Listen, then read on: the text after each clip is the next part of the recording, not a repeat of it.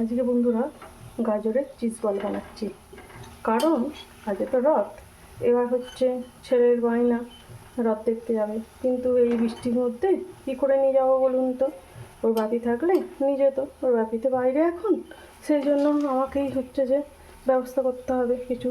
সেই জন্য আজকে তো ভাবলাম জিলিপি পাপড় তো আছে রথের, এবার হচ্ছে যে আমি তাহলে একটু চিজি বল বানিয়ে দিই। আর যেহেতু বাচ্চার ব্যাপার সেই জন্য একটু গাজর দিয়ে বানিয়ে দিচ্ছি, কেমন হয়েছে জানাবেন। হ্যাঁ, বাচ্চার জন্য হচ্ছে যে সস দিয়ে, কারণ বাচ্চা ছেলে যতই এইটা পড়ুক না কেন, ও হচ্ছে যে চা দিই না ওকে, আর ও চা খায়ও না, বলেও না দিতে। ওর জন্য হচ্ছে যে সস দিয়ে আর আমার জন্য চা দিয়ে সন্ধ্যেবেলা। হ্যাঁ, রথ দেখাও হলো আর কলা বেচাও হলো। কেমন বানিয়েছি বলগুলো একটু জানাবেন, ঠিক আছে?